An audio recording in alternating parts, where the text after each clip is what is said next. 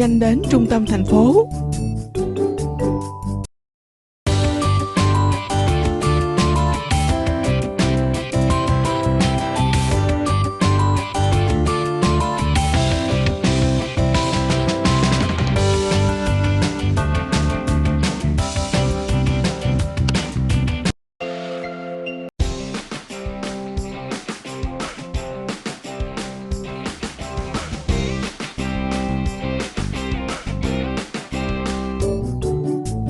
Nhanh đến trung tâm thành phố.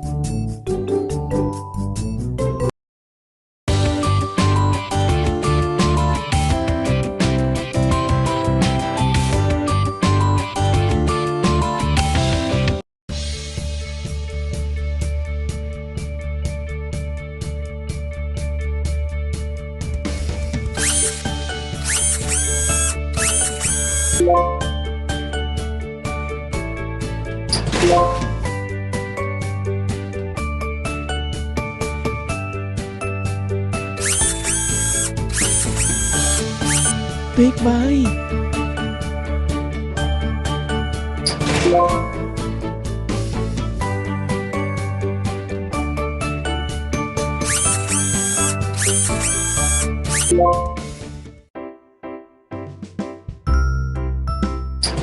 Bạn đang làm rất tốt.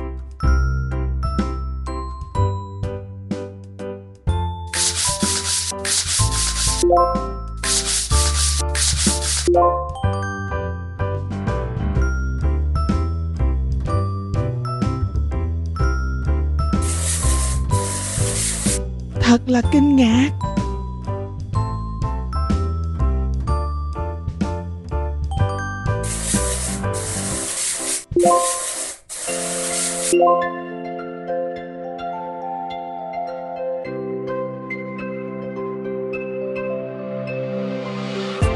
Đúng rồi.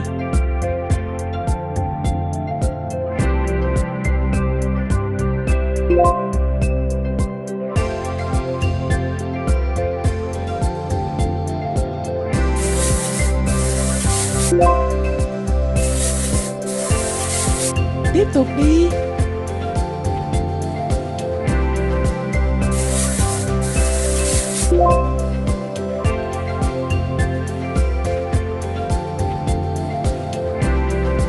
Vật phẩm này không phải từ đây.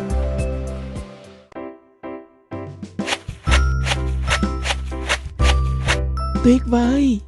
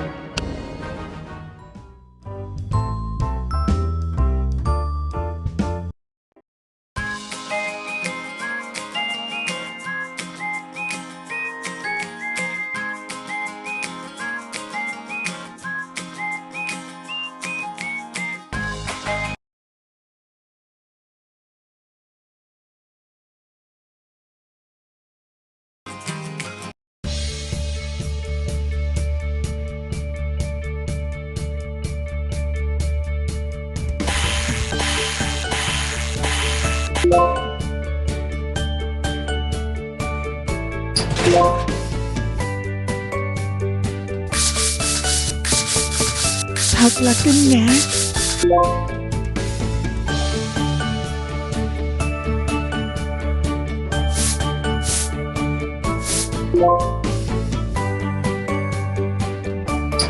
Đúng rồi.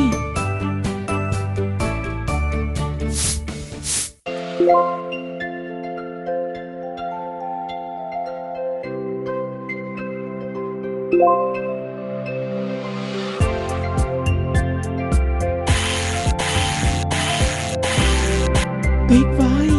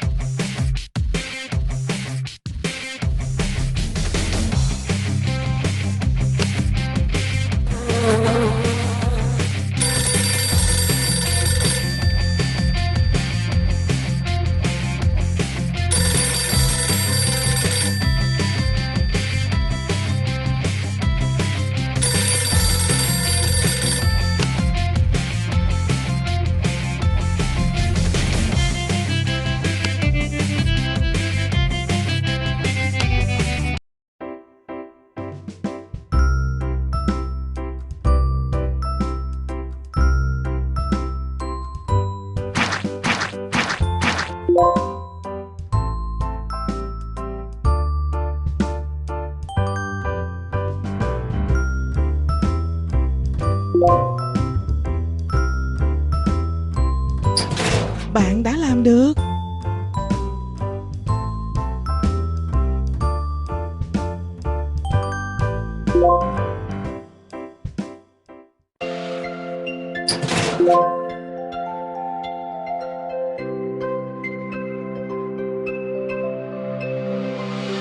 Bạn đang làm rất tốt.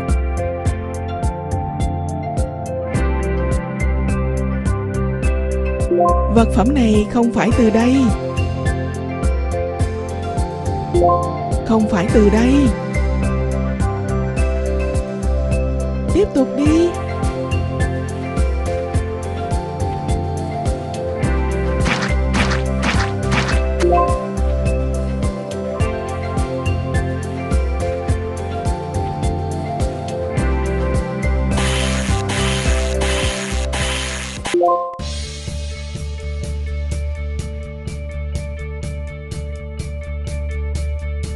Làm tốt lắm.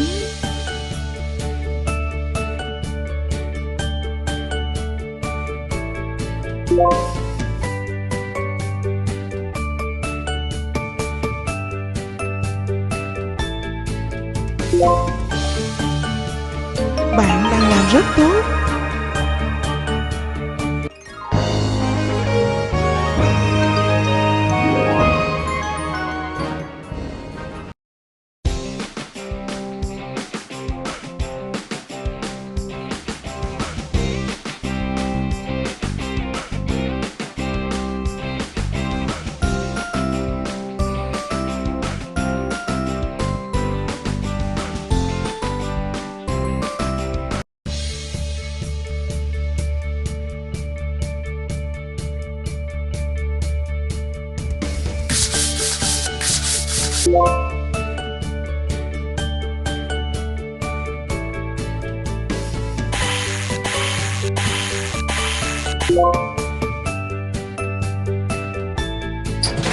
Bạn đang làm rất tốt.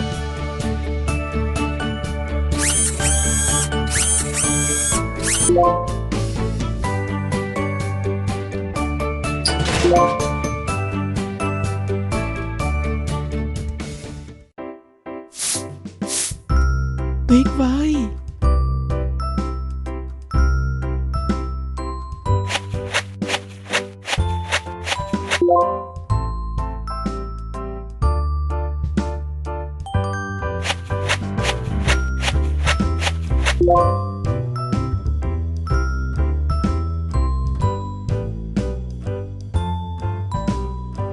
Vật phẩm này không phải từ đây.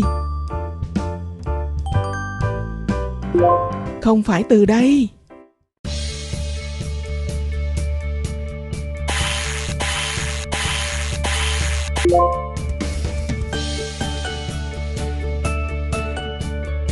Đúng, nghĩa là tin đồn.